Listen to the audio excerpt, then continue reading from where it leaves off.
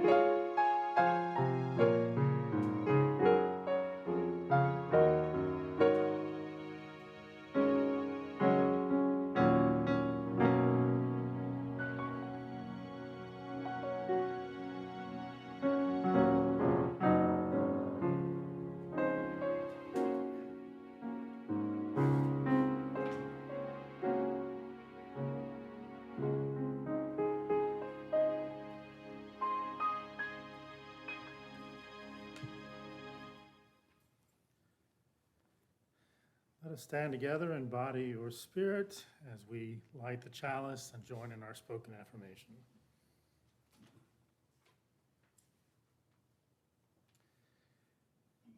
We light this chalice, remembering and honoring our own tradition and celebrating the rich diversity of traditions among us as we search for justice, meaning, and purpose. May we remember that justice, meaning, and purpose live first in deeply listening to one another.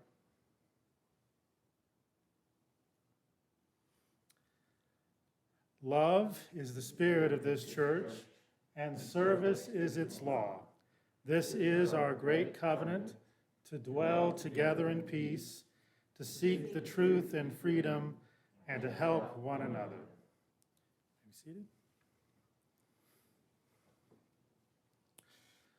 Our opening thought comes from Coretta Scott King, Freedom and Justice. Freedom and justice cannot be parceled out in pieces to suit political convenience. I don't believe you can stand for freedom for one group of people and deny it to others.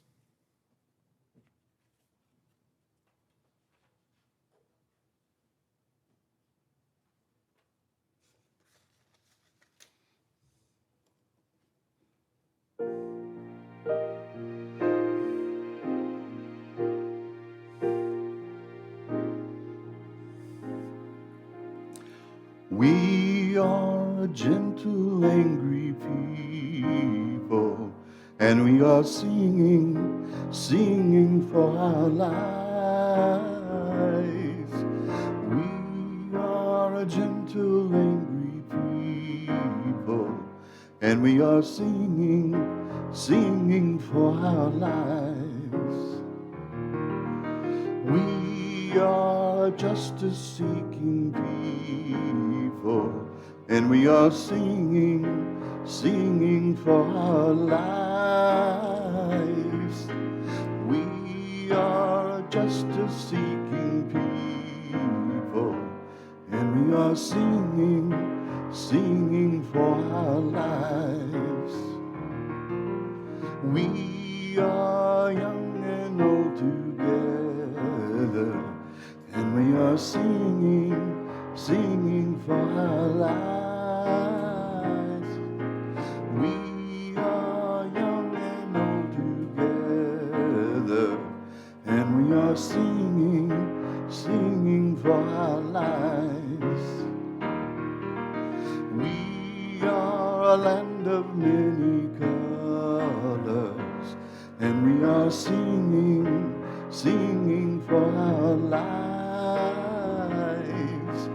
We are a land of many colors, and we are singing, singing for our lives. We are gay and straight together, and we are singing, singing for our lives.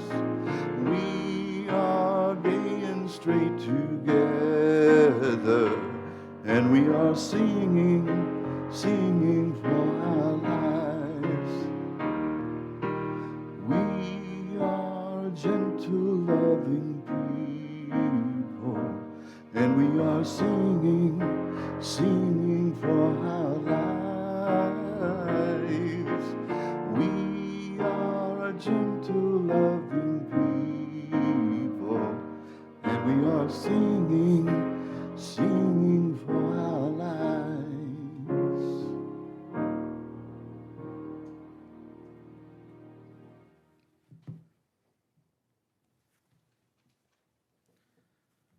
Our first reading comes from the work called A Theory of Justice, written by John Rawls.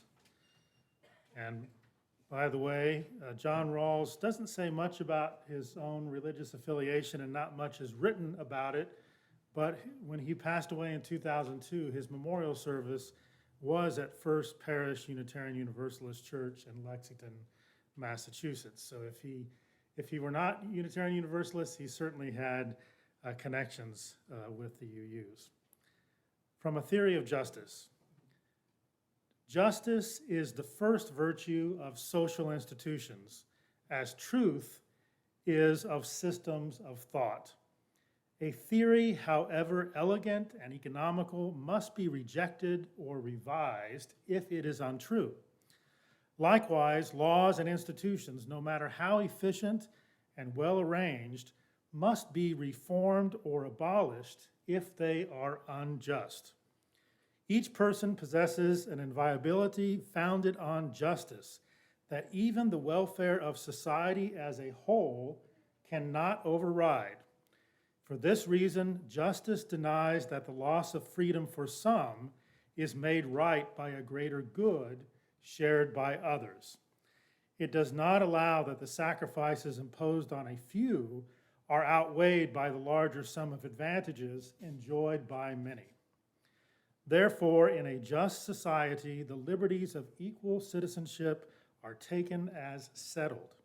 The rights secured by justice are not subject to political bargaining or to the calculus of social interests. Let's take our time for our meditation practices. And I'll be reading from Blue Triangle by Martha Kirby Capo.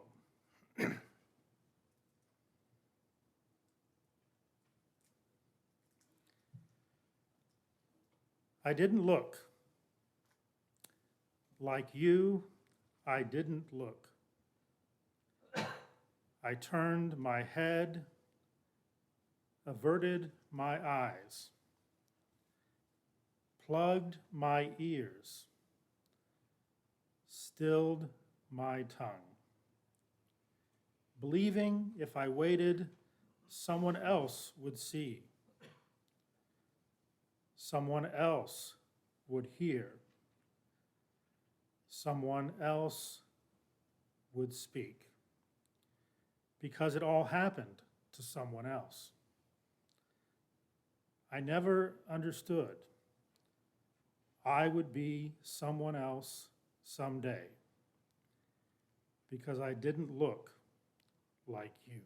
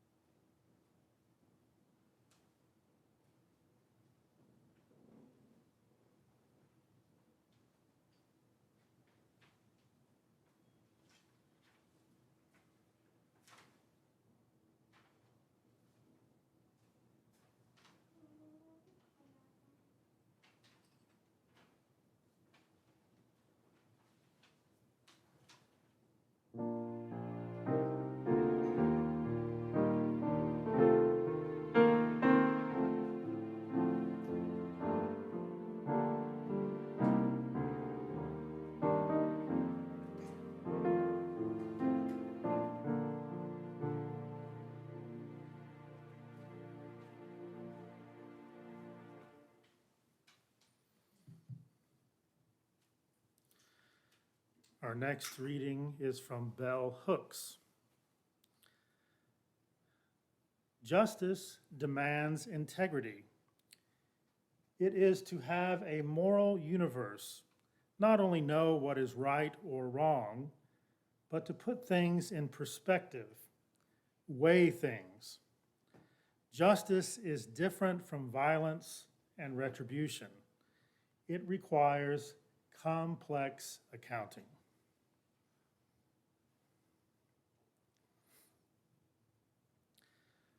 So in the 20th century philosophical classic that I was reading from a few minutes ago, A Theory of Justice by John Rawls, the Harvard moral and political philosopher, John Rawls suggests that we see ourselves as being behind what he calls a veil of ignorance. A veil of ignorance. In moral philosophy, this is probably one of the most famous thought experiments in the 20th century. And what Rawls says is that on the other side of the veil, so we're behind a veil, and on the other side of the veil is a society that we can construct from behind the veil. So behind the veil, we are constructing, in this thought experiment, a society on the other side of the veil that we cannot see, but we can actually build from behind the veil. But here is the caveat. Here is what is difficult. We don't know where we would be born into that society on the other side of the veil. We have no idea what our family's economic position or educational level might be. We don't know what race or ethnicity we would be. We have no idea what our gender or our gender identity or our sexual orientation would be on the other side of the veil. We could be born into society anywhere, at any place in that society on the other side of the veil. Now, a lot of critics of this thought experiment and some critics of Rawls have pointed out that it is extremely difficult, even if you give yourself fully to this thought experiment, to put your biases to the side to fully engage in this experiment. And so there are certainly going to be some of those biases that come through when you do this experiment. But Rawls posits that if we took such a thought experiment seriously, it would most likely lead to an extension of our awareness that we would want the society on the other side of the veil to be a society with as much equality of opportunity as is possible, so that no matter what your lot is at birth, you will have a relatively equal opportunity for human flourishing, no matter where you were born into that society on the other side of the veil. Now, if we look at this and take it seriously, if equality of opportunity were accepted as the key, as the core principle for a good and just society, it would call for a fairly radical change in our current society, if we really took that as the key or the core principle to a good and just society. If equality of opportunity were truly accepted as the core principle of justice, then, for example, we would not be funding public education with property taxes based on the property values in a school district and thereby bake inequality into public education with unequal funding. That's not what a society that is based on equality of opportunity would do. We would have a way of funding education that would allow for public education to be as good for one group of people as it is for any other group of people. There would be much greater equality of opportunity in our public education system. If equality of opportunity were truly accepted as the core principle of justice, then access to clean air, access to drinkable water would not be contingent upon what zip code we live in. Your chances of lead poisoning or getting cancer from toxic chemicals would not be directly correlated with your income level. If equality of opportunity were truly accepted as a core principle of justice, a core principle of a good society, then your chances of experiencing police violence or being incarcerated or receiving longer and more punitive sentences would not increase owing to the color of your skin. If equality of opportunity were truly accepted as a core principle of justice in a good society, then access to quality health care would not be lost to those who are in poverty, and no one would fear the risk of bankruptcy simply because they got sick and required medical attention. If equality of opportunity were truly accepted as a core principle of justice, then there would not be just as many women in positions of, there would be just as many women in positions of economic and political power as there are men. And gender identity or sexual orientation would never be a factor that would limit one's opportunity to flourish. If equality of opportunity were truly accepted as a core principle of justice, then every worker would be paid a living wage, and CEOs would not be allowed to make hundreds of times more money than their employees. If equality of opportunity were truly accepted as a core principle of justice, then all discriminatory practices in relation to lending, real estate, and home appraisals would be eliminated, and we would not see example after example of the property of Black persons being appraised at levels much lower than when the appraiser is led to believe that the owner is white. In fact, I was reading about this past week, that in a number of circumstances, Black persons who own homes have had their property appraised at hundreds of thousands of dollars less than the market value, the fair market value of their property, when the appraiser thought that they were the owner of the home.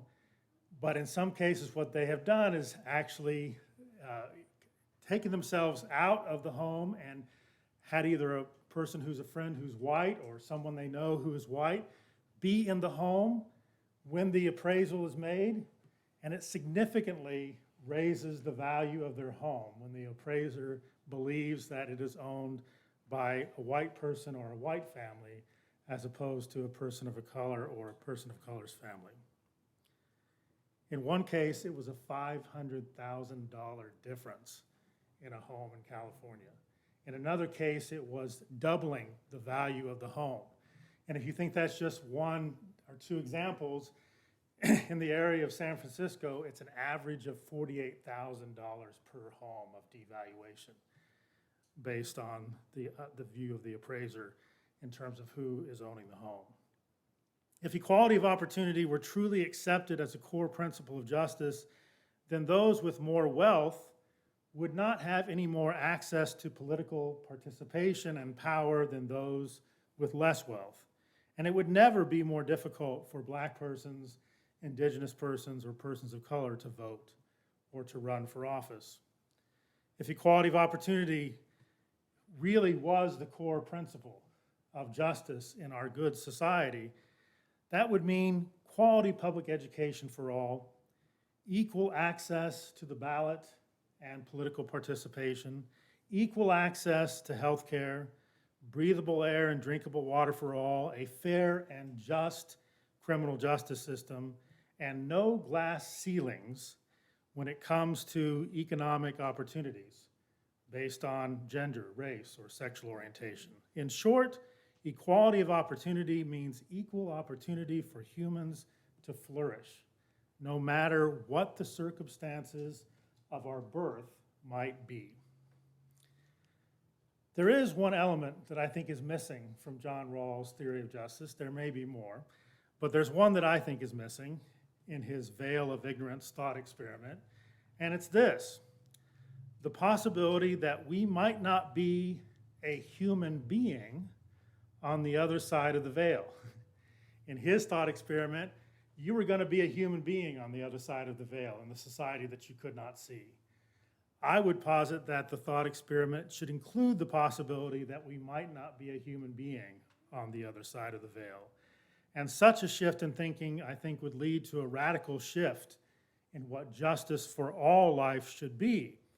If, for example, you knew that there was just as good of a chance of ending up being a veal calf on the other side of the veil as being a human.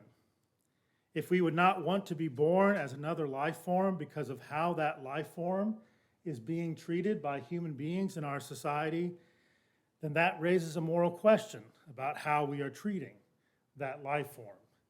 And perhaps we need to think about changing the way that we are treating those life forms.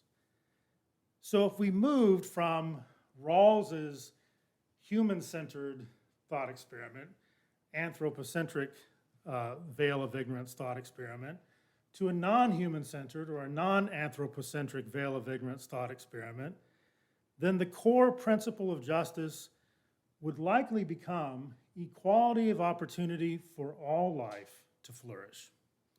Equality of opportunity for all life to flourish, not only equality of opportunity for human persons. Such a world, if we were able to create it, would be one of much less suffering. It would be one of much less death, both for humans and non-human life.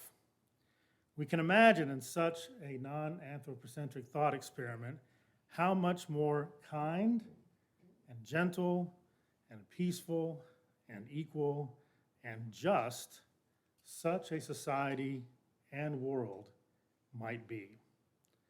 I invite all of us to join in the work of making it so. And now those who wish may bring their gifts to the table or also give on the church mobile app home screen.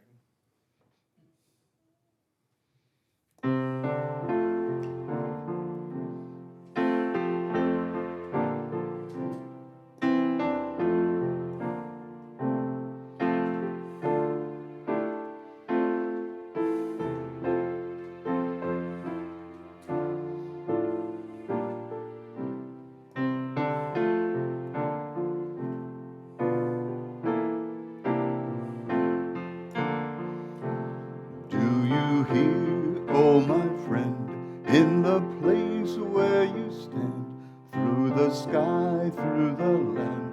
Do you hear, do you hear? In the heights, on the plain, in the vale, on the main, in the sun and the rain. Do you hear, do you hear? Through the roar, through the rush, through the throng, through the crush, do you hear in the hush of your soul, of your soul? Hear the cry, fear won't still. Hear the heart's call to will. Hear a sigh, startling trill in your soul, in your soul. From the place where you stand to the outermost strand, do you hear, oh my friend? Do you hear, do you hear? All the dreams, all the dares, all the sighs, all the prayers, they are yours, mine and theirs. Do you hear, do you hear?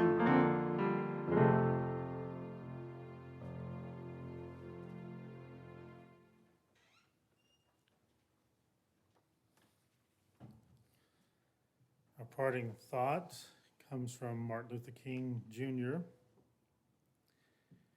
He writes these words: "The great majority of Americans are uneasy with injustice, but unwilling yet to pay a significant price to eradicate it." Let us stand in body or spirit for the extinguishing of the chalice. Let us join together. We extinguish this flame, but not the light of truth, the warmth of community, or the fire of commitment. These we carry in our hearts until we are together again.